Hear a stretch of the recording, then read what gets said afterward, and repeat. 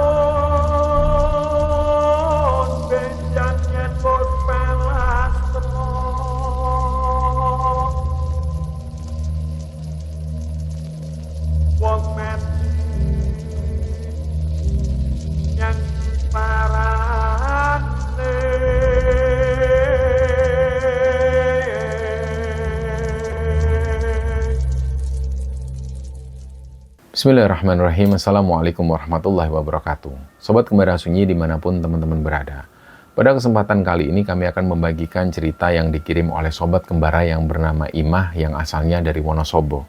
Sebelum kita masuk ke ceritanya, untuk teman-teman yang nonton tayangan ini dan belum subscribe, jangan lupa untuk subscribe lebih dulu agar channel Kembara Sunyi ini lebih berkembang lagi dan kami lebih bersemangat lagi dalam membuat konten-konten terbaru di Kembara Sunyi. Dan untuk teman-teman yang telah mendukung kami sejauh ini, kami mengucapkan terima kasih banyak. Semoga amal kebaikan teman-teman dibalas kebaikan berlipat oleh Allah Subhanahu wa Ta'ala.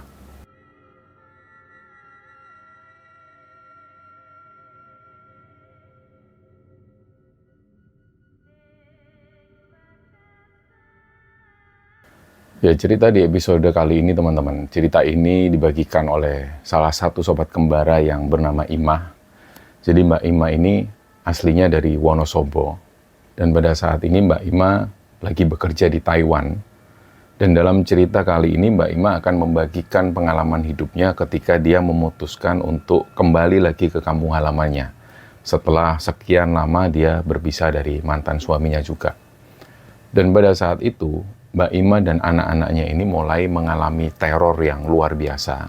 Dan teror ini sialnya itu bukan dari orang lain, tapi justru dari saudara kandungnya sendiri. Jadi kita mundur dulu teman-teman di tahun 1993. Cerita ini bermula ketika Ima memutuskan untuk merantau ke Jakarta. Dan pada saat itu Ima ini baru lulus SD. Jadi dia diajak oleh salah satu orang dari agensi. Dan sebenarnya orang tua Ima waktu itu ya nggak setuju karena Ima ini baru lulus SD yang seharusnya dia melanjutkan sekolah. Tapi kemudian orang tuanya ini nggak bisa berbuat apa-apa, apalagi di situ kenapa orang tuanya itu sangat memberati Ima supaya Ima nggak pergi karena Ima adalah anak kesayangan bapaknya. Dan pada saat itu bapaknya ini benar-benar melarang Ima untuk pergi.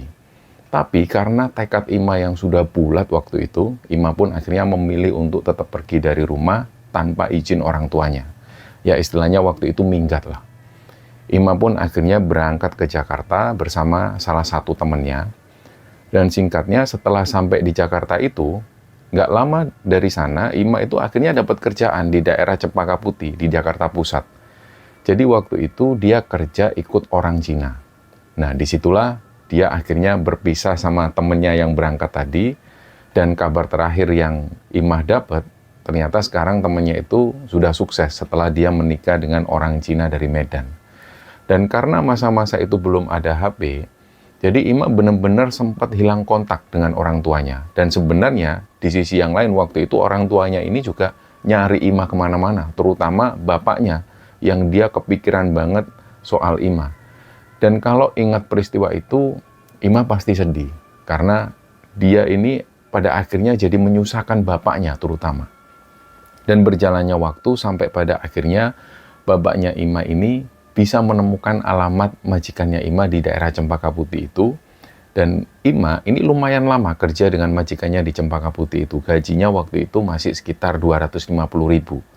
Dan di zaman-zaman itu gaji 250.000 ini menurut Ima ya sudah banyak banget. Karena barang-barang apapun juga masih murah dan terjangkau. Dengan uang 250.000 dia bisa beli apapun. Dan berjalannya waktu, ketika bertemu dengan babaknya itu, Ima langsung diajak pulang ke Jawa. Nah, di situ Ima mau, tapi dengan satu syarat, bahwasanya nanti dia boleh atau dia diizinkan lagi untuk berangkat ke Jakarta. Karena sejujurnya dia ini masih pengen kerja, dia pengen bantu orang tua. Dan Ima ingat betul waktu itu dia balik ke desanya itu bersama bapaknya ini naik bis Sinar Jaya. Nah, mungkin ada teman-teman yang juga sempat mengalami masa-masa itu, dan bis Sinar Jaya waktu itu yang dinaiki Ima, waktu itu ongkosnya ini cuma bayar sekitar Rp10.000.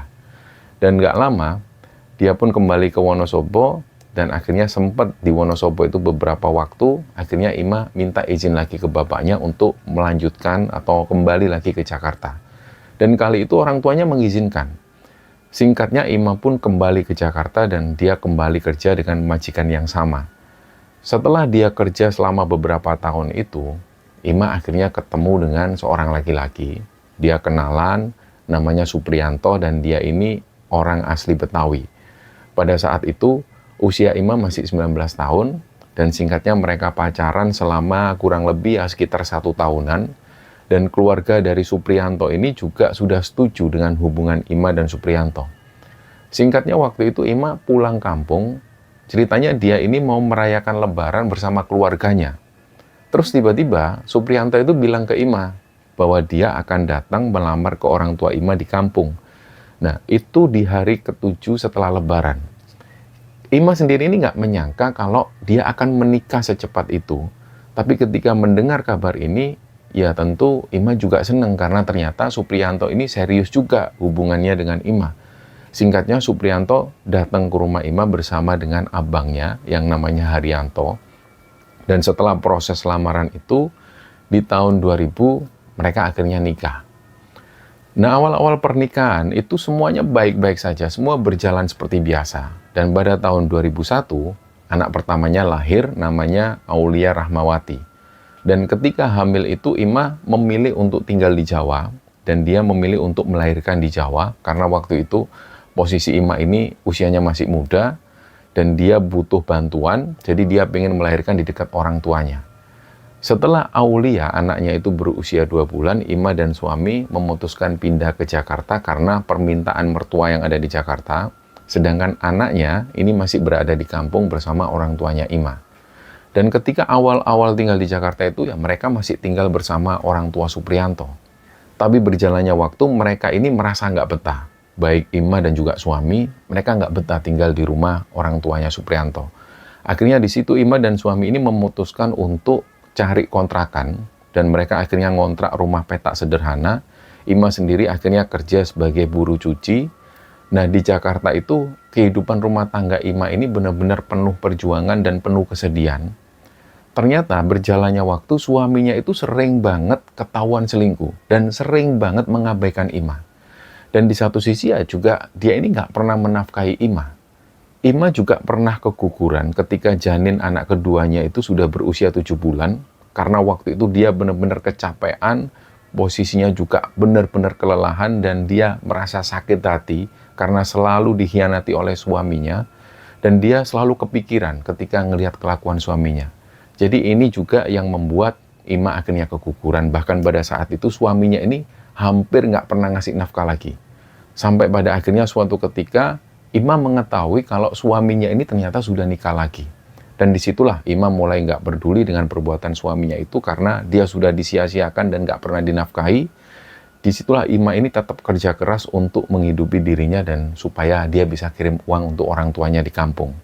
Jadi pagi hari dia cuci baju di rumah orang. Dan sore harinya dari habis maghrib sampai isya itu dia ngajar ngaji di TPQ daerah Jakarta Pusat sana. Dan waktu pun berjalan, karena dia merasa kasihan, sama orang tuanya di kampung yang ngurusi anaknya Ima di sana. Dan selain itu memang Ima juga pingin ngumpul lagi sama anaknya yang ada di kampung itu. Dia akhirnya membawa anak pertamanya itu ke Jakarta. Dan setelah anak pertamanya sekolah di Jakarta itu, Ima melahirkan anak keduanya, diberilah nama Dewi Madinah.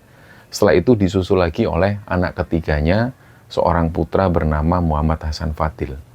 Dan berjalannya waktu di sekitar tahun 2014, Ima akhirnya nggak kuat lagi lah menjalani rumah tangga dengan suaminya itu, karena dia sudah tahu bahwa suaminya sudah nikah lagi dan sering nggak pulang.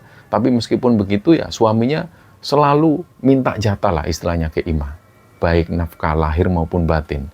Jadi ketika melahirkan anak ketiganya itu, Ima benar-benar muak dengan suaminya dan akhirnya dia memutuskan untuk kembali ke kampung halamannya di daerah Kembaran, Wonosobo. Dia bawalah ketiga anaknya yang masih kecil-kecil itu, dan dia pulang waktu itu juga atas permintaan bapaknya yang pengen banget ketemu cucu-cucunya. Nah, waktu itu orang tua Ima ini nggak tahu menau soal kondisi rumah tangga Ima. Dan pada saat itu anak pertamanya Ima ini masih mau masuk kelas 6 SD, anak keduanya masih berusia 3 tahun, sedangkan anak yang ketiga itu masih berusia 8 bulan, jadi masih kecil-kecil semua. Sesampainya di kampung halaman itu, mereka akhirnya tinggal bersama di rumah keluarganya Ima yang sangat sederhana sekali. Ima sendiri ini adalah anak kedua dari 4 bersaudara dan dia adalah anak perempuan satu-satunya. Itulah kenapa bapaknya Ima itu begitu sayang banget sama Ima. Dan karena Ima yang tinggal sama orang tuanya, jadi Ima inilah yang paling dekat sama kedua orang tuanya. Nah, rumah keluarga Ima di kampung ini bentuknya itu memanjang. Di situ bapaknya ini sudah membagi-bagi rumah-rumah itu untuk kakak dan juga adik-adiknya Ima. Jadi beliau sudah membangunkan rumah sendiri-sendiri, begitupun juga sudah membangunkan rumah untuk kakaknya Ima. Sebut saja kakaknya Ima itu namanya Mas Samsul. Kakaknya ini sudah dibangunkan rumah dan rumahnya itu dibangun di samping rumah utama. Begitupun juga dengan adik bungsunya Ima yang namanya Sutris. Sutris ini juga sudah dibangunkan rumah persis di sebelah rumah utama. Dan jatah rumah untuk Ima dan adiknya yang nomor 3 yang namanya Bambang itu juga sudah dibangunkan. Dan pada saat itu ditinggali oleh Ima dan juga orang tuanya.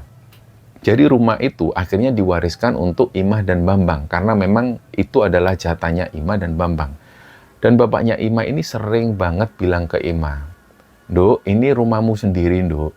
Jadi bapak sama ibu ini ya statusnya sebenarnya numpang sama kamu karena ini hakmu sebenarnya, ini rumahmu." Bapaknya itu sering ngomong seperti itu. Dan cerita pun berlanjut. Semenjak Ima ini pulang ke rumahnya, dia nggak pernah cerita soal masalah rumah tangganya, baik itu kepada orang tuanya maupun ke orang lain. Jadi dia nggak mau terutama orang tuanya itu kepikiran. Dan lagi pula Ima menganggap ini adalah aib suaminya, jangan sampailah orang tuanya tahu. Jadi sampai pada akhirnya, lama-lama orang tua Ima ini sadar. Ya mungkin mereka juga mikir, ini kok suami Ima ini kok nggak pernah ada kabar, nggak pernah kesini juga jenguk Ima dan juga anak-anaknya ke kampung. Telepon juga nggak pernah. Terus dari situlah orang tuanya Ima mulai curiga kalau Ima ini lagi ada masalah sama suaminya. Dan di situ mau nggak mau ya Ima akhirnya jujur bahwa sejak dia memutuskan kembali ke kampung halaman itu memang suaminya ini selingkuh. Dan sudah nikah lagi dan nggak pernah menafkahi Ima dan anak-anaknya lagi. Dan dia itu juga nggak mau tahu urusan Ima dan juga anak-anaknya. Jadi baik dari urusan makan sampai sekolah itu Ima semua yang ngurusi. Nah, dari cerita Ima inilah, orang tua Ima itu semakin kasihan sama Ima. Tapi di situ Ima menjelaskan bahwa dia sudah melupakanlah semua itu. Dan mungkin ini jalan takdirnya juga sudah seperti itu. Dan dia dalam waktu dekat akan segera cari kerjaan. Jadi setibanya di kampung itu, Ima ini langsung segera cari pekerjaan supaya dia nggak terlalu membebani orang tuanya. Disitulah dia akhirnya kerja di toko kelontong di Pasar Kembaran. Mungkin ada teman-teman yang juga berasal dari daerah sana dan tahu letak pasar ini, silahkan komen di bawah. Terus berjalannya waktu, setelah dia kerja di Pasar Kembaran itu, Ima ini akhirnya dapat pekerjaan yang lebih baik di kota. Dia kerja di sebuah pabrik rumahan yang memproduksi peyek kacang dan juga cemilan-cemilan. Ya bisa dibilang kerja di situ itu lebih baik daripada dia kerja di pasar karena selain bayarannya yang juga lebih banyak dari yang di pasar, Ima itu bahkan diizinkan bisa membawa anaknya sambil kerja. Tapi ternyata kepulangan Ima di kampung pada saat itu ternyata memicu rasa nggak suka dari adik iparnya, yaitu istrinya Sutris. Ima ini juga sering dengar sendiri ketika Sutris dan istrinya ini sering kali menghina Ima dengan kalimat-kalimat yang sangat tidak pantas. Dan itu diucapkan di depan Ima. Ya seperti misalnya Ima itu pernah dibilang janda gatel lah, janda nggak laku lah, dan parahnya lagi, mereka itu, Sutris dan istrinya ini pernah bilang soal anaknya Ima, dan ini yang paling menyakitkan bagi Ima. Jadi anaknya Ima itu dibilang anak haram, karena nggak jelas asal-usul bapaknya dan nggak tahu bapaknya di mana. Sebenarnya, bagi Ima sendiri, kalau Ima yang dilecehkan, dia masih bisa terima. Tapi kalau sudah nyangkut soal anak, itu rasanya sakit, apalagi ini yang ngomong ini adalah saudara kandung dan juga iparnya sendiri. Terus suatu hari, ceritanya pas waktu itu Ima ini mau sholat subuh. Waktu itu Ima disuruh bapaknya untuk sholat subuh di rumahnya Mas Samsul, karena waktu itu kebetulan anak Mas Samsul ini juga lagi sakit, sedangkan istrinya Samsul posisinya itu lagi merantau, dia jadi TKW. Jadi terpaksa Ima yang saat itu ikut membantu merawat keponakannya yang sakit ini. Terus setelah sholat subuh itu, dia jalan ke rumahnya lagi untuk mengembalikan mukena. Nah, tiba-tiba istrinya Sutris itu ngomong, oh dasar janda gatel, nggak tahu diri, kamu sudah numpang, nyusahin orang tua. Nah, Ima yang dengar itu awalnya kaget, tapi dia cuma diem. Dan kebetulan waktu itu pas ada bapaknya Ima juga. Bapaknya Ima ini posisinya lagi ada di dapur, beliau lagi masak. Akhirnya bapaknya itu matikan kompor, terus beliau itu keluar dari dapur dan langsung negur menantunya itu, si istrinya Sutris ini. Kira-kira ya kalau dalam bahasa Indonesia itu bapaknya ngomong gini, hei, kamu itu harusnya berkaca, kamu itu tinggal di rumah siapa? Rumah yang kamu tempati sama suamimu itu punya anak perempuanku ini, punya Ima. Kenapa kok kamu malah hina anak perempuanku yang numpang? Ya kamu itu yang numpang sebenarnya. Nah disitulah istrinya Sutris ini langsung diem, dia nggak bisa ngomong. Tapi Ima itu nggak balas apapun perkataan mereka, dia cuma diem. Karena dari kecil, Ima itu memang deket banget sama bapaknya dan dia nggak pernah dia selalu mengumpat atau jelek-jelekin orang, dia nggak pernah. Dan sejak kepulangannya ke kampung itu ya cuma bapaknya inilah yang selalu tulus banget menerima Ima. Bahkan menurut Ima, ibunya sendiri waktu itu, beliau sempat menunjukkan rasa nggak suka, bahkan benci ketika Ima kembali lagi tinggal di rumah. Ya mungkin ini adalah pengaruh dari saudara-saudaranya yang lain. Ima juga sering ngelihat bapaknya itu disia-siakan oleh kakaknya, adiknya, bahkan ibunya Ima sendiri juga menyia-nyiakan bapaknya. Dan itulah yang membuat Ima itu kadang diam-diam itu selalu nangisin bapaknya. Dia sedih, karena sedih banget lah pas ngelihat bapaknya, beliau itu sudah tua, semua seisi rumah memusuhi gara-gara bapaknya itu sering membela Ima. Jadi pada akhirnya itulah yang terjadi ketika bapaknya dijelek-jelekkan atau diasingkan dari keluarganya, Ima itu yang sedih banget. Pernah suatu hari, waktu itu bapaknya Ima ini lagi sakit. Dan waktu itu, satu pun dari anak-anaknya, ini nggak ada yang peduli, baik kakaknya Ima, adiknya, bahkan ibunya Ima pun kayak seolah nggak peduli. Dan Ima ingat betul waktu itu, dia ini cuma punya uang Rp5.000. Rp5.000. Dia bagi uang itu gimana caranya? Rp1.500 itu untuk daftar ke puskesmas, yang 1.000 untuk naik angkot, dan sisanya lagi ini untuk jajan anaknya. Bahkan pernah juga Ima ngelihat bapaknya itu dibentak oleh Mas Samsul. Ini cuma gara-gara waktu itu bapaknya ini mau minta uang untuk beli korek api. Padahal seberapa besar uang untuk beli korek api, tapi Samsul itu bentak-bentak bapaknya. Nah sampai akhirnya di sekitaran tahun 2015 bapaknya Ima itu mulai sering sakit-sakitan. Terus suatu hari, waktu itu hari Jumat, dan posisi Ima ini lagi kerja. Dia kerjanya itu nyetrika pakaian di daerah Pasar Kertek. Jaraknya itu sekitar 10 menit dari rumahnya Ima. Jadi pas dia lagi nyetrika baju itu, tiba-tiba dia itu kejatuhan cicak di pundaknya. Nggak tahu apakah ini sebuah pertanda buruk atau enggak. Yang jelas bersamaan dengan itu, dia itu perasaannya nggak enak banget. Terus tiba-tiba beberapa detik kemudian, dia mengalami seperti mimpi. Tapi mimpinya ini masih dalam keadaan sadar, dan anehnya posisinya itu nggak lagi tidur.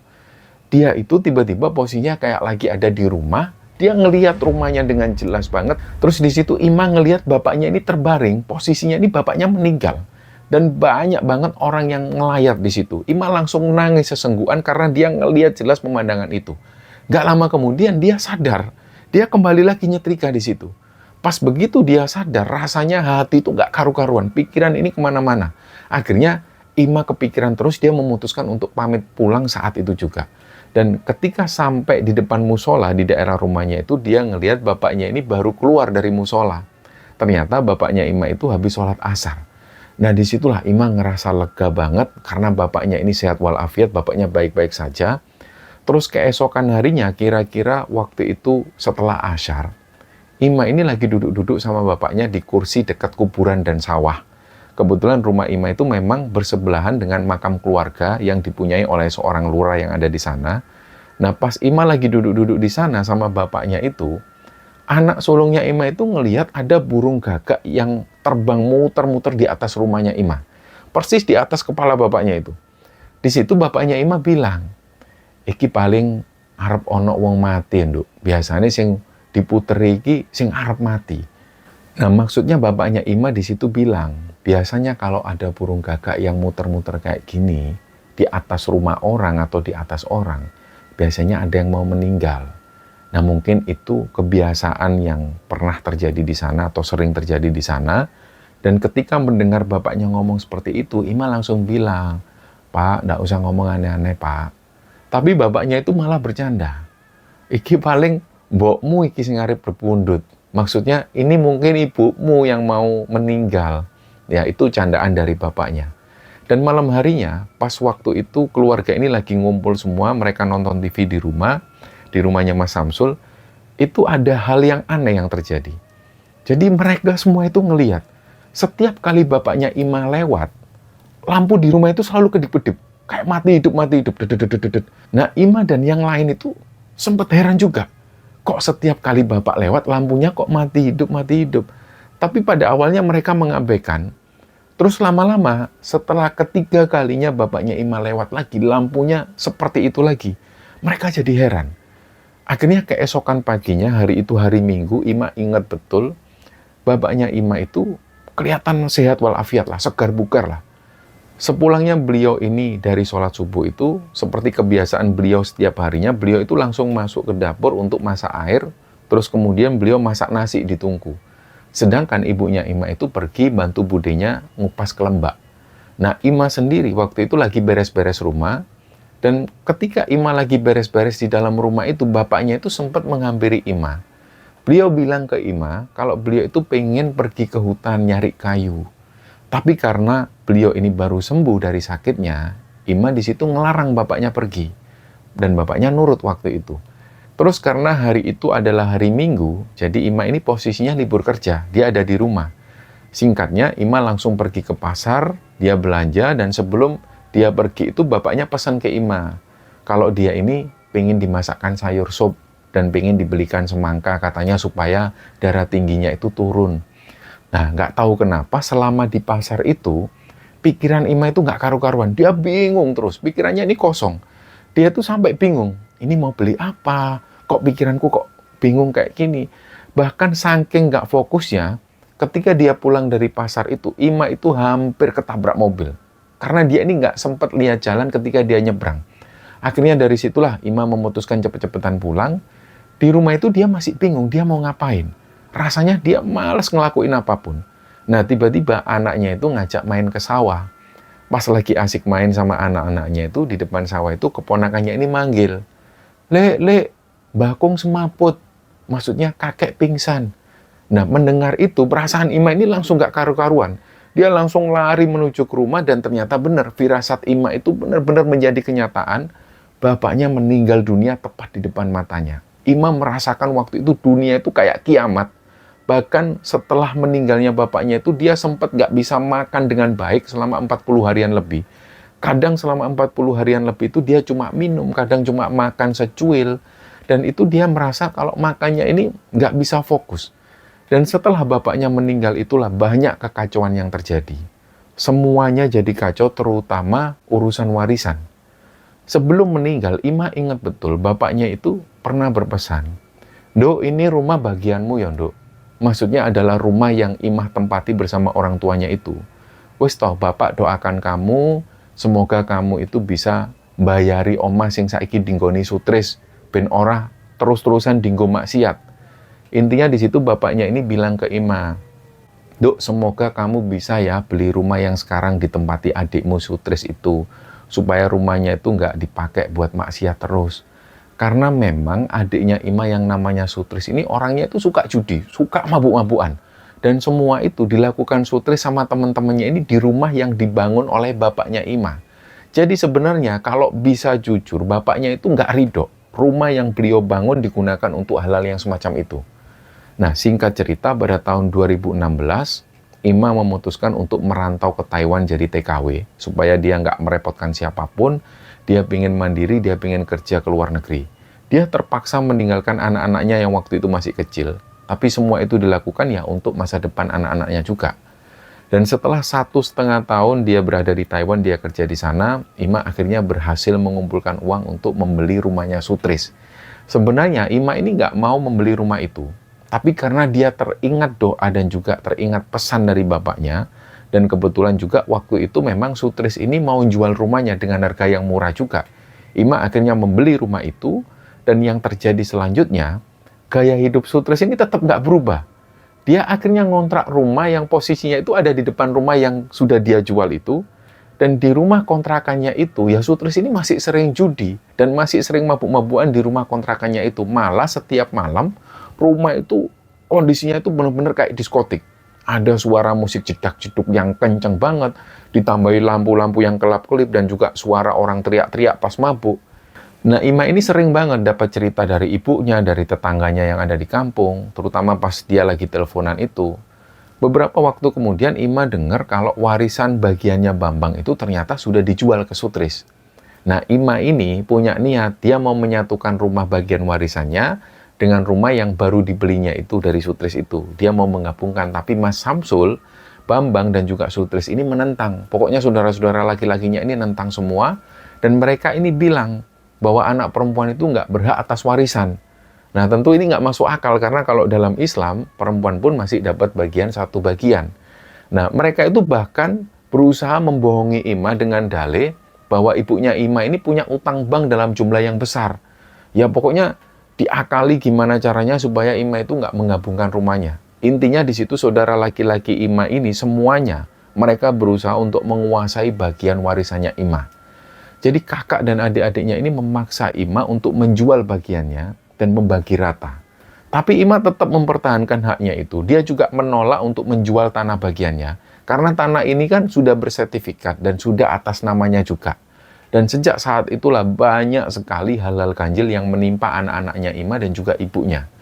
Tapi bagi Ima sendiri, mungkin karena dia ini posisinya jauh, dia ada di Taiwan, jadi sebenarnya dia nggak merasakan apa-apa ketika dia berada di sana. Tapi anak-anaknya Ima inilah, mereka sering banget merasa ada yang aneh sama rumah yang mereka tinggali itu.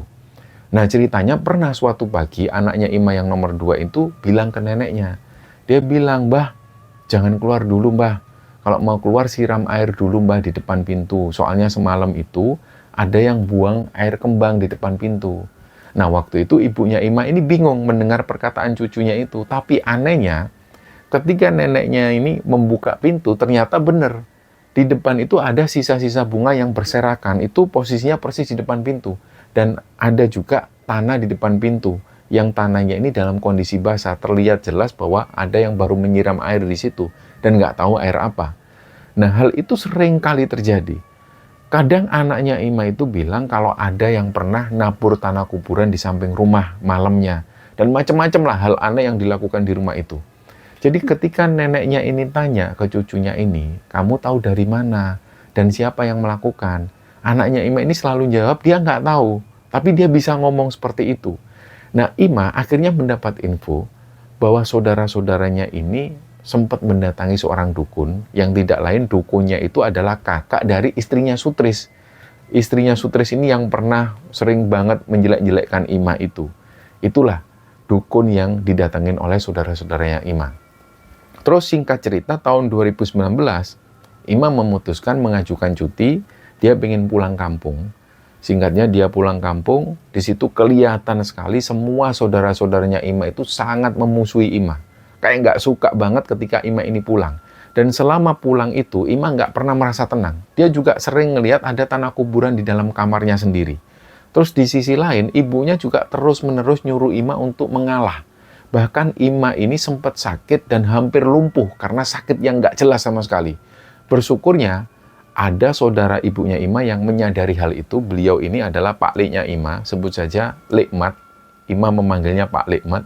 Di situ Lekmat ini berusaha untuk meruqyah Ima dan selalu mengobati Ima dengan cara-cara beliau. Dan beliau selalu menganjurkan supaya Ima itu segera kembali ke Taiwan. Karena menurut beliau, Ima lebih baik aman di sana. Udahlah, kamu pulang aja ke Taiwan sana. Kamu balik dulu ke sana. Sana lebih aman. Dan untuk anak-anakmu, Pak Lekmat itu menyarankan supaya anak-anaknya Ima segera dimasukkan pondok. Ima pun menuruti semua saran dari Lekmat. Dia akhirnya kembali lagi ke Taiwan dan anak-anaknya itu dia masukkan ke pondok pesantren. Nah, singkat cerita, Ima pun bersiap untuk berangkat lagi ke Taiwan. Dan sebelum dia kembali ke sana itu, Sutris adiknya itu sempat ngomong ke Ima kalau dia ini mau bangun rumah yang dia beli dari Bambang. Yang tidak lain, rumah yang dimaksud itu adalah rumah yang saat itu ditempati ibunya Ima dan anak-anaknya Ima. Yang sebenarnya ini adalah bagian Ima. Ada bagian Ima juga di situ. Dan benar, ketika Ima berada di Taiwan itu, dia dengar kabar dari ibunya kalau beliau itu diusir oleh Sutris. Katanya dia mau bangun rumah itu. Untungnya Ima ini masih punya rumah yang dia beli dulu. Ima pun akhirnya nyuruh ibunya untuk pindah ke sana. Terus singkatnya 2 tahun kemudian, Sutris tiba-tiba menghubungi Ima. Dia WA ke Ima, dia bilang di situ, omamu tak tuku ya mbak.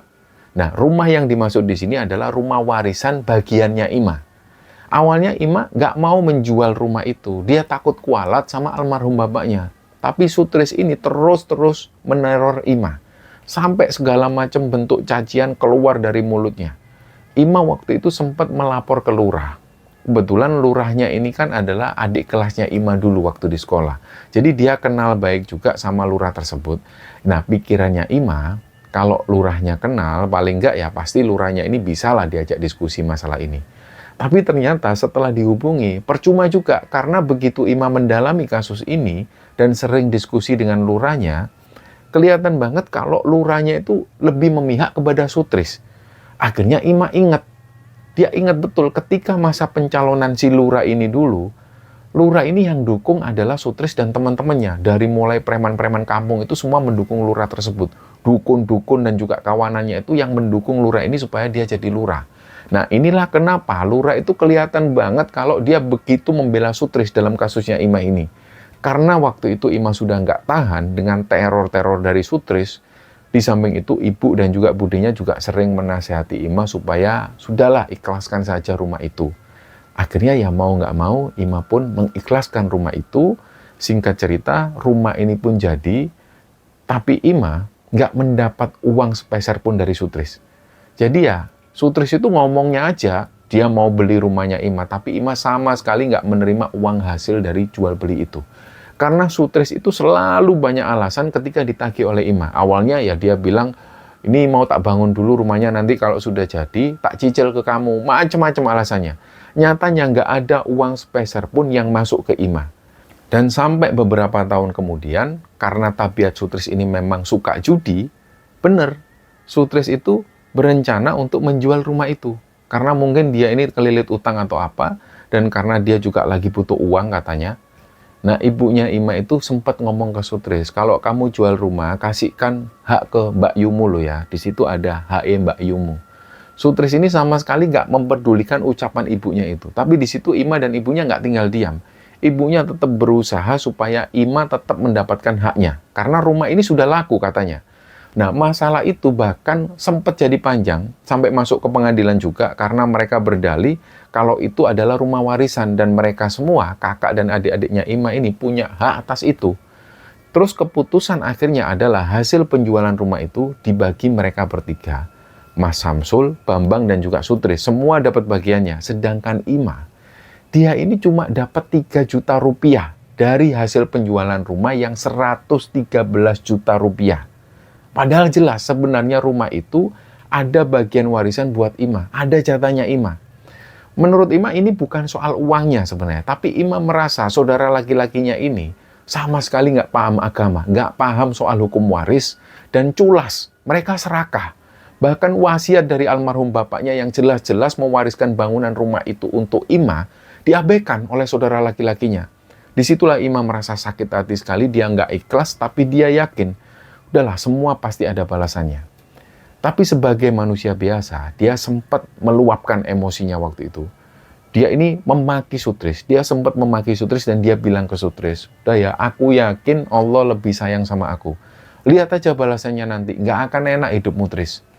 Terus setelah peristiwa itu banyak laporan ke Ima bahwa Sutris ini sering kali datang ke rumah Ima dan meletakkan benda-benda aneh. Sutris ini memang sudah nggak tinggal di sana lagi, dia sudah nggak punya rumah, dia tinggal di rumah mertuanya. Tapi kadang-kadang dia itu tiba-tiba datang ke rumah Ima. Nah, Likmat itu bilang ke Ima, sudah biarin aja, Nduk, dia mau naruh apapun di rumahmu, udah biarin, insya Allah kamu nggak akan kena. Karena kamu itu kan jauh. Rumahmu juga insya Allah sudah dipagari sama Lek, ibumu juga dijaga Lek. Nah, Likmat sendiri ini memang dikenal sebagai orang yang punya kelebihan. Dan dia juga sering dimintain tolong membantu masalah-masalah semacam itu.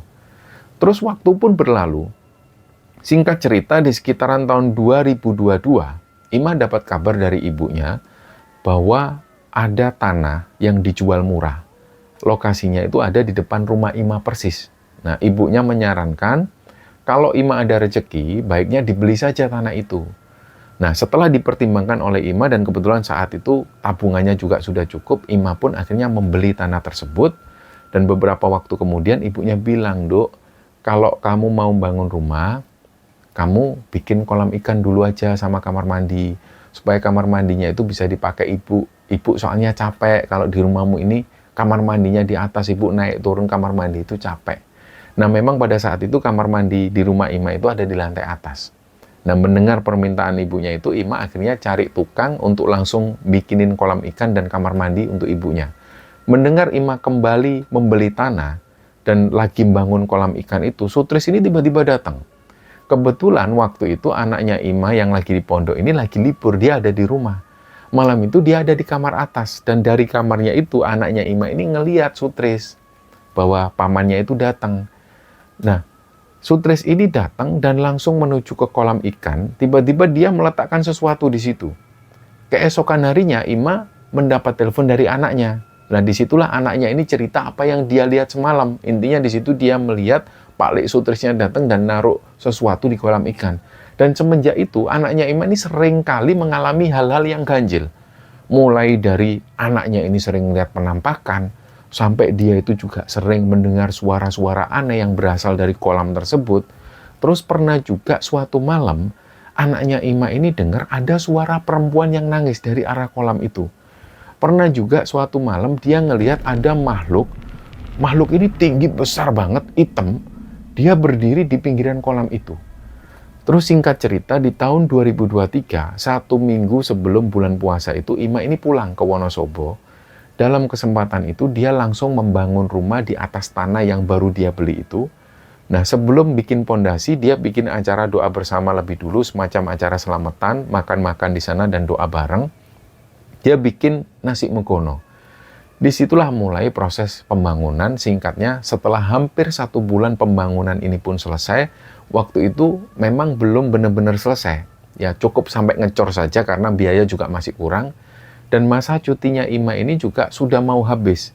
Jadi sebelum dia balik ke Taiwan itu, dia mengadakan acara hitanan untuk anak laki-lakinya yang waktu itu sudah kelas 6 SD. Dan pada saat hajatan inilah kejadian aneh ini mulai terjadi lagi. Malam itu ceritanya ketika rumah Ima ini lagi ada orang yang masak-masak untuk acara keesokan harinya, anaknya Ima yang perempuan, yang namanya Aulia itu, dia lagi cuci baju di kamar mandi. Nah, letak kamar mandi dan dapur itu, ini posisinya berdekatan. Di situ tiba-tiba Bumus ini orang yang disewa Ima untuk masak itu, Bumus ini ngomong ke Ima, Dok, tadi ibu lihat anakmu kok ngomong sendiri sama siapa toh? Wong di belakang itu nggak ada siapa-siapa. Tapi kok dia ini kayak lagi ngobrol sama orang. Nah, Ima cuma jawab di situ, mungkin lagi nyanyi, Bu. Nah, Bumus jawab, enggak nyanyi. Wong aku dengar sendiri kalau dia ini lagi ngobrol sama orang kok. Nah, karena penasaran, akhirnya Bumus ini langsung menuju ke kamar mandi menghampiri Aulia itu. Di situ Bumus tanya, Dok, kamu ini ngobrol sama siapa toh? Ayo sudah nyucinya, sudah malam ini. Aulia jawab di situ, itu loh ngobrol sama yang ada di balik dinding itu loh Bu Mus. Nah mendengar jawaban itu Bu Mus itu langsung merinding. Karena Bu Mus tahu kalau di balik dinding kamar mandi itu sawahnya warga. Dan malam itu sudah jam 12 malam, nggak mungkin ada orang di situ. Ketika dicek langsung oleh Bu Mus, memang nggak ada siapa-siapa di balik dinding itu. Bu Mus malah langsung makin merinding, dan singkatnya, Aulia langsung menyelesaikan cuciannya, terus dia cerita ke Ima, dia cerita ke ibunya, dia bilang, ketika Aulia ini tadi lagi nyuci baju, tiba-tiba dia dengar ada suara di balik dinding kamar mandi itu. Suara itu awalnya kedengaran pelan, tapi jelas banget kedengaran di telinga. Suaranya itu besar. Terus sosok ini bilang, malam-malam kok nyuci-nyuci, nggak takut kalau tak temenin. Nah, Aulia jawab, nggak takut, ngapain kamu di sini? Udah pergi sana, nggak usah ngurusi urusan orang. Nah, sosok ini jawab lagi, aku nggak bisa pergi, ada yang nyuruh aku tinggal di sini. Terus Aulia tanya di situ, siapa yang nyuruh kamu di sini? Terus sosok ini nggak terdengar lagi suaranya, sampai kemudian Bu Mus datang menghampiri Aulia tadi. Nah, pernah suatu ketika waktu itu, ketika Fadli, anak laki-lakinya Ima itu lagi ngaji di dalam kamar. Malam itu, setelah Fadli ini sholat maghrib, dia lanjut ngaji. Pas dia baca surat Waqiah, tiba-tiba dia dengar ada suara orang yang ikut ngaji juga. Nah, awalnya dia pikir itu mungkin suara kakaknya. Terus keluarlah dia dari kamar, ternyata nggak ada siapa-siapa di situ. Dia masuk lagi ke kamar, dia lanjutkan bacaannya. Nggak lama setelah itu, suara ini terdengar lagi. Dan waktu itu suaranya ini benar-benar ada di dalam kamarnya Fadli, seolah dia ini ikut menyimak dan ikut nirukan ketika Fadli ngaji. Disitulah Fadli ini akhirnya keluar kamar, dia lari keluar rumah, terus langsung menuju rumah yang satunya. Di situ dia melihat kakaknya yang namanya Madinah itu lagi ngaji juga. Langsunglah dia cerita di situ. Kalau tadi pas dia ngaji di kamar, ada yang ngikutin suaranya. Nah, anaknya Ima yang Madinah ini memang nggak penakut. Dia suka tantangan anaknya. Karena Madinah ini penasaran, Madinah langsung beranjak dari tempat duduknya, dia keluar langsung menuju ke rumah satunya. Rumah yang baru dibangun itu. Disitulah dia berencana untuk melanjutkan ngajinya di kamar yang ditempati Fadli tadi. Nah, ditunggu adzan Isya di situ. Terus dia sholat Isya di situ. Setelah sholat Isya, dia lanjutkan deresan Quran atau membaca Al-Quran. Pas dia hafalan juz 2 itu nggak lama, ada benar-benar yang mengikuti bacaan ngajinya si Madinah ini. Jadi dia dengar memang. Ada yang ikut baca apa yang Madinah baca saat itu. Bahkan sempat waktu itu ketika Madinah ini membaca Quran, ada ayat yang dibaca itu salah. Tiba-tiba dia dengar suara, wajahanmu salah itu loh. Bacaanmu salah itu loh.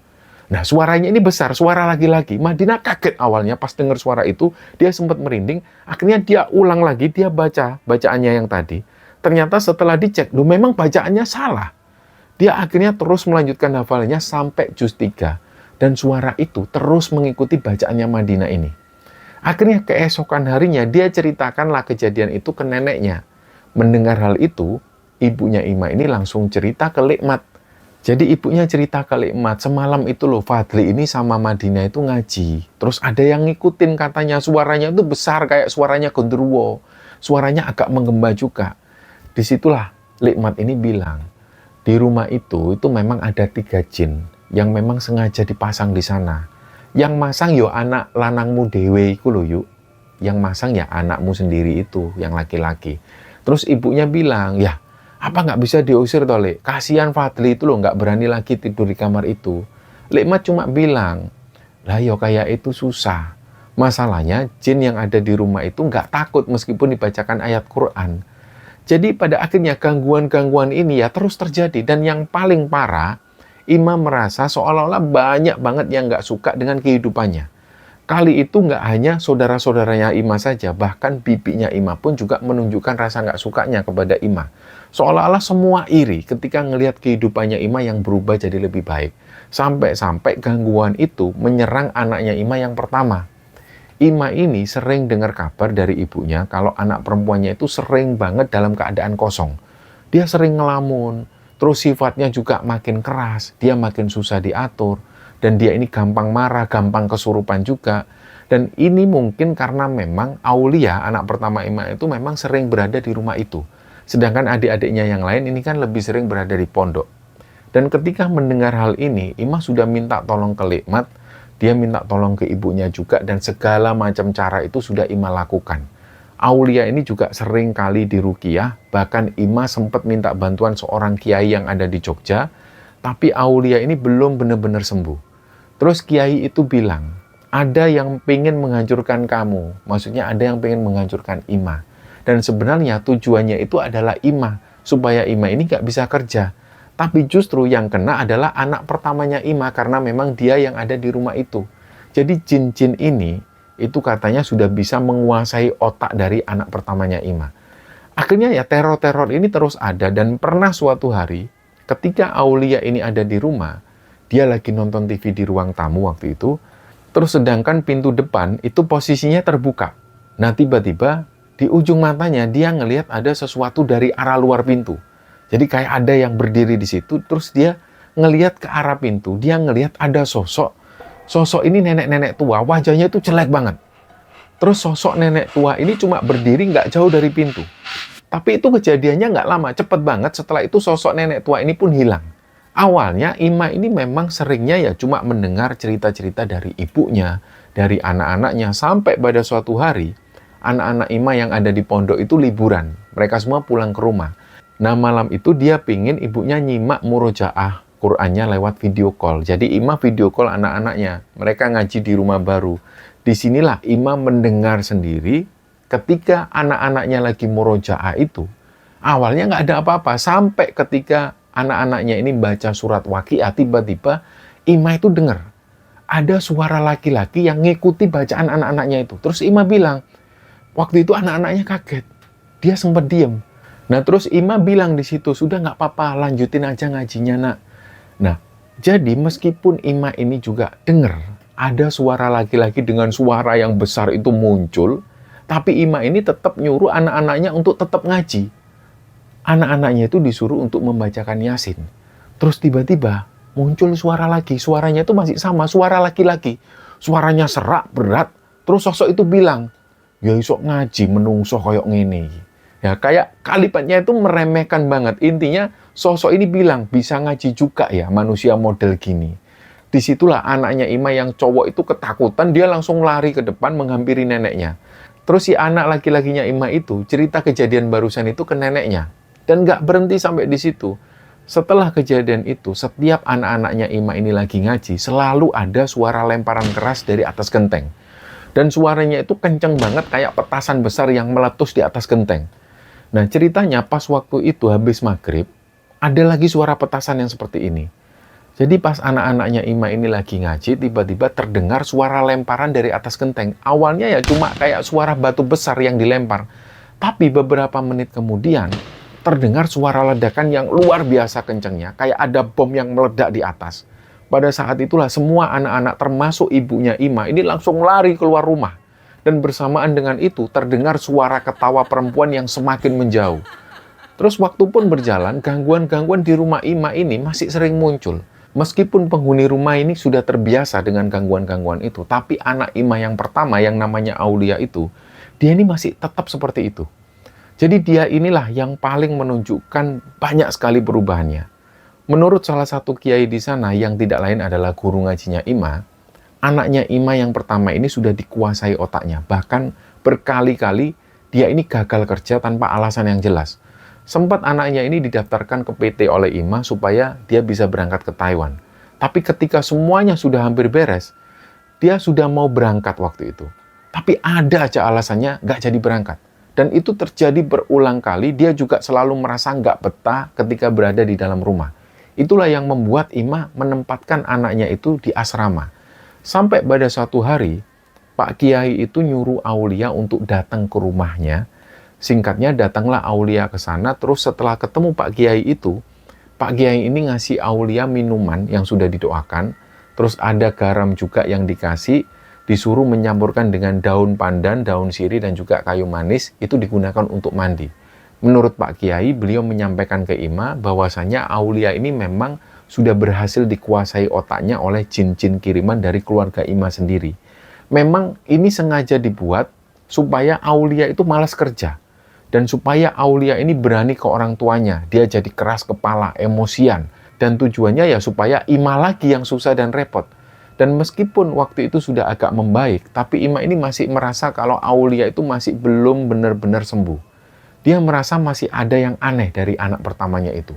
Dan di sini, dalam cerita ini juga Ima juga memohon doa kepada teman-teman semua supaya mendoakan agar ibunya Ima selalu dalam lindungan Allah Subhanahu wa taala. Dan untuk Aulia, anak pertamanya Ima ini, dia berharap supaya anak yang pertamanya itu sehat selalu dan bisa terlepas dari segala macam gangguan ini. Karena gangguan-gangguan di rumah itu masih ada sampai cerita ini kami bagikan. Dan kita tahu teman-teman, hidup ini sering tidak berjalan seperti yang kita harapkan. Kadang orang yang kita bantu itu justru menjadi orang yang paling menyakiti kita. Dari cerita Ima ini kita belajar bahwa kesabaran itu tidak hanya ketika kita menghadapi masalah dari luar, tapi juga ketika masalah itu datang dari saudara kandung sendiri, dari keluarga sendiri. Yang perlu diingat, jangan pernah meninggalkan Allah dalam kondisi apapun. Orang lain boleh iri, orang boleh berbuat tidak adil, tapi selagi kita tetap berpegang pada jalan yang benar, rezeki, perlindungan, dan jalan keluar itu datangnya bukan dari manusia, tapi dari Tuhan. Ketika kita mendapat masalah seperti yang dialami oleh Mbak Ima, kalau bisa jangan membalas dengan cara yang sama, dan nggak perlu membalas keburukan dengan keburukan. Karena keburukan yang dibalas dengan keburukan itu hanya akan membuat hidup makin sempit. Biarkan Allah yang menyelesaikan, manusia itu ada batasnya, tapi kalau urusannya sudah sama Allah, itu nggak ada batasnya.